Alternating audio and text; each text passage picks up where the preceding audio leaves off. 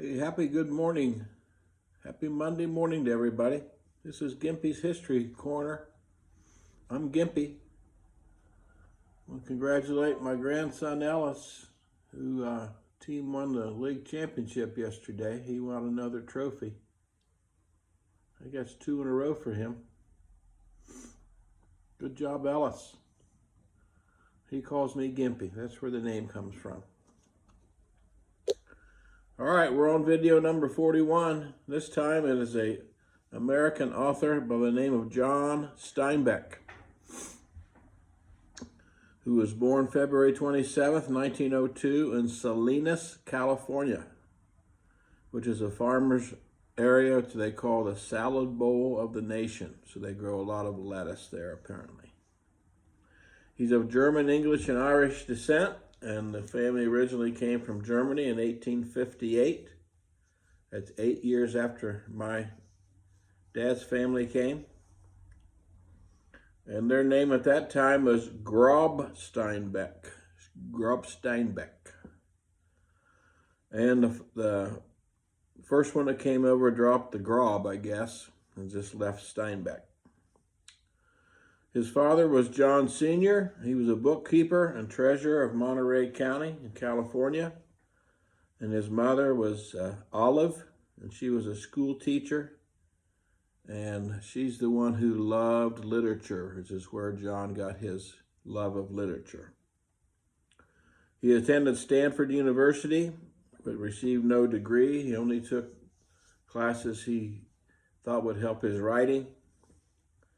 Worked as a farm laborer, a construction worker, a lab assistant. His literary influences were Hemingway, Dostoevsky, and Thomas Mallory, who I'd never heard of, but he wrote King Arthur stories. And for some reason, John Steinbeck liked the idea of King Arthur in England. He also read a lot of biblical texts and classical mythology. So if you've read any Steinbeck work, I wonder if you see any references to classical mythology. His first novel was written in 1929. It was called Cup of Gold. It was about pirates. The next one were The Pastures of Heaven and To God Unknown, 1932 and 33. Neither of those were very commercially successful. His first breakthrough was Tortilla Flat, which I've read. 1935, it was a tale of the paisanos of Monterey. These were, I guess, Mexican Americans. They called them paisanos. They liked to lay around and drink a lot of wine. In Dubious Battle, 1936, was the Fruit Picker Strike. I read that one. That's a good one. Of Mice and Men, which is more famous, 1937, about 2 migrant workers. I've read that one too. And my favorite of all was The Grapes of Wrath, written in 1939. It was a Depression Dust Bowl era masterpiece about the Joad family having their farm repossessed by the banks, loading up that old truck and driving west, trying to get to California. And he won the Pulitzer Prize for that book, The Grapes of Wrath. Classic book. It is frowned upon by capitalists who want to favor the large farm owners rather than the farm workers. So he took a lot of heat back in California for this book. But I always thought it was a great book. Had a great movie with Henry Fonda playing Tom Joad. And it's kind of been a book that represents the Depression and how a lot of people feel about the big wealthy class, how they treat the lower class. He was a journalist during World War II. And one of the books he wrote for World War II was called The Moon is Down. It's about resistance to Nazi occupation. I think it's in Holland or something like that, the Netherlands. Cannery Row, I've read, 1945, has returned to the Monterey sardine factories along the Pacific Ocean. The Pearl was written in 1947 about greed and colonial exploitation. East of Eden, 1952, family saga of the Salinas Valley. And Steinbeck thought this was his magnus opus, his greatest book, East of Eden. And the book I have still is Travels with Charlie. And it is a nonfiction book about a road trip he took in 1962. He was getting old, and he bought an old camper truck. I think it was a Chevy, maybe a Ford, I can't remember. And rode with his dog Charlie across the United States. Started up in New England, went across Great Lakes area, into the west, into California, down through the south. And the South was where he had his roughest time. He was really aghast at how terrible the South was treating the blacks. It was in 1962. Some people think it's not nonfiction, that he actually made up a lot of his stories from that book, which may be true, I don't know.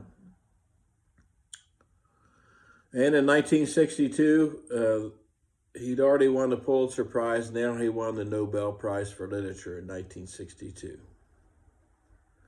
Been married 3 times. He was a World War II correspondent for the New York Herald Tribune. He was a Vietnam War correspondent for Newsday. And his son was serving in Vietnam at the time. And he avoided criticizing American policies. And his fans got upset at him about that because they figured he would criticize the policies because the policies were crazy. They were wrong. I think because his son was there and did not want to upset his son. I'm not sure why. But he lost a lot of fans with his stance on the Vietnam War. Very unpopular war. Wow, I remember that. He died in 1968 of heart disease. He was a very heavy smoker. He had a history of strokes. A side story on this, he had a typist named Jean Garth. And she was with him for over 20 years. He would handwrite his books. He had terrible handwriting. And no one could read his handwriting except her. And she died in 1966. And he couldn't find anybody else who could read his writing. And his son said that he bought a typewriter, tried to do it himself, struggled. So he really didn't do much writing after she died in 1966. And you don't think of these things, the practicalities of writing a book, if you don't type or use a computer like my son does. So he wrote everything out by hand, but his handwriting was just horrible. And Jean Garth could read it though, and she turned it, either that or she actually wrote the books, who knows. So he died in 1968. John Steinbeck, Travels with Charlie. All his other books I read years ago in high school or college. Seemed like a good guy, but he lost a lot of fans because of his stance on the Vietnam War. Okay, well, the Reds did it. Holy mackerel, they're in the playoffs. That's the good news. The bad news is they have to play the Los Angeles Dodgers in Los Angeles on Tuesday. Best 2 out of 3. I'm not sure if all 3 games will be in Los Angeles, or if they win at least one of them, they get to come back for Game 3 to Cincinnati.